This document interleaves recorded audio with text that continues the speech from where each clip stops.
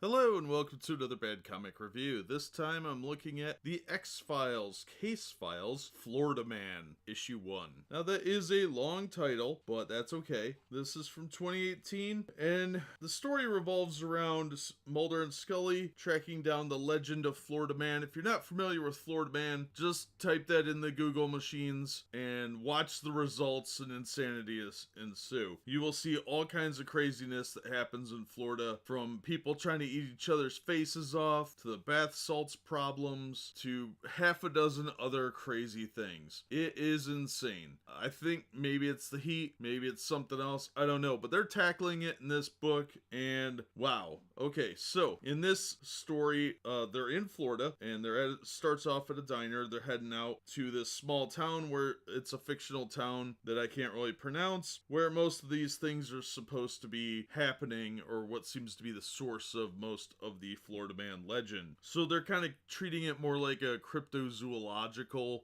event where it's regionally located, as opposed to being a catastrophe across the entire state of Florida. The entire time Mulder's complaining about how hot it is and he sweats a lot, and on the way they stop and Mulder buys a painting from some guy that looks like a UFO, and he gives him $50 for it, complains about the heat some more. Then they find a large snapping turtle that almost bites Mulder's hand, then they complain about the heat some more. Then they get to the town they're going to, which is this goofy little town in the middle of nowhere. It's very idyllic, very 1950s kind of thing, and apparently it's the only town in 20 miles, and it's Halpadgalai something. We learn later that it's supposed to be a Seminole word for alligator, and the whole town has this goofy alligator theme where everybody's got alligators. The sheriff has alligator skin boots. When they talk to him, he's got kind of that stereotypical "we don't like no strangers around these parts" type of attitude. And of course, the other cops are eating donuts. Then they go to Big Steve's Gator World, where a guy sells taxidermied gators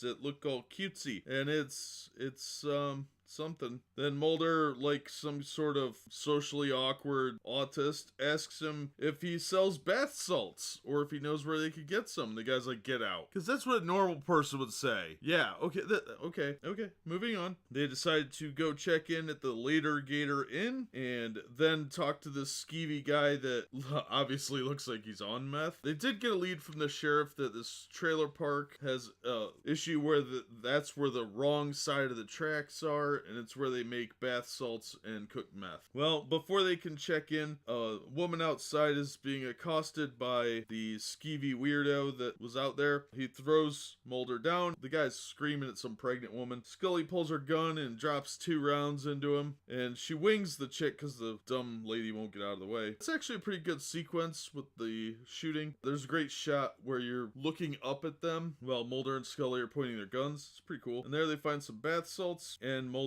makes another sweat joke and doesn't want to get stuck with dirty needles. And he opens the guy's shirt and sees that there's some kind of glyph etched into his chest. And that's where the issue ends. It's kind of a mixed bag, honestly. The writer, Delia S. Dawson. Penciler was Elena Casagrande. Inker was Silva Califano. Colorist was Ariana Florin. Letters by Sean Lee. Assistant editor Elizabeth Bry. Editor Denton J. Tipton. I don't know. Bag. On one hand, the core story is good. I have mixed feelings about this because the plot is interesting, especially if you follow the Florida Man stories where all this weird stuff seems to happen in Florida, or by Floridians venturing out of state for whatever reason. And they're mixing it with some occult lore of some kind because of the glyphs the guy's got. Plus there's a reference to UFOs in the paintings and things like that. So it could be really good, but it's a little hackneyed and forced, because like the cop is of course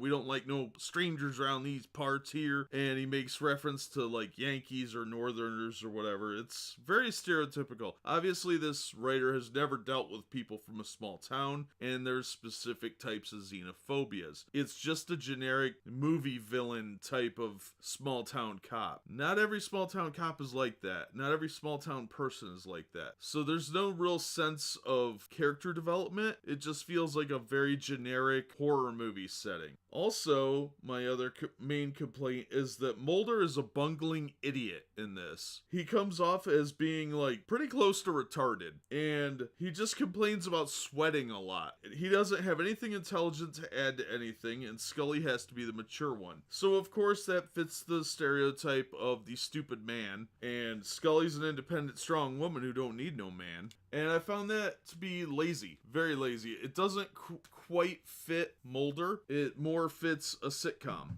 Aside from that, the plot itself wasn't bad. The art's okay. Didn't really have a problem with it. It's a little rough, not necessarily up to what I would want it to be, but it's not bad. It shows potential. Some of it looks like they use 3D models or action figures to pose, maybe, but it's not bad. I thought the art was passable, it was workable, and I think there's a lot of potential there. So I didn't have a problem with the art. Lettering was fine. Colors look good. Good quality paper. I didn't have any issues with that, but the plotting is definitely the strongest point. The dialogue and the whole thing with Mulder being like the bumbling idiot, that's just lazy writing. Like, try a little harder. I would still say that it was worth reading. I didn't feel like I wasted my money, but if this continues with the bungling idiot man stereotype that is just so lazy these days, I don't think I would continue to buy it. I'll have to see how issue 2 goes, but I was okay with issue 1. I didn't feel ripped off. I like where they're going with the plot and story. Hopefully that'll salvage it, and they'll get away from making Mulder into a bungling idiot, because he is supposed to be a very smart person. He is a trained FBI agent, and they don't treat him like that. They treat him like the idiot special needs brother of an FBI agent who's tagging along on a job. Hopefully they can kind of get away from that and get it more into the investigation aspects of it and stop making it into a silly tee-hee sitcom, because it's not funny, it doesn't work well, and it doesn't really fit the X-Files theme. But like I said, this issue was okay. It was a little annoying, but I could live with it. So I'm going to give this a mild recommendation because I thought the plot was pretty strong and the art was decent. If you're interested in the Florida Man legend or the X-Files, it's a combination that really needed to happen. I just hope that it pays off in the next issue, but I'll let you know. I will be getting issue 2, and we'll see where it goes from there, and hopefully it'll be a little less goofy and a little more serious, because that's what X-Files really needs, is to be more like the TV series. But that's enough of that tirade. As always, thank you so much for listening and supporting the channel. Please be sure and hit like and subscribe. That way you won't miss any episodes and you'll help us out. And we hope to see you on the next one.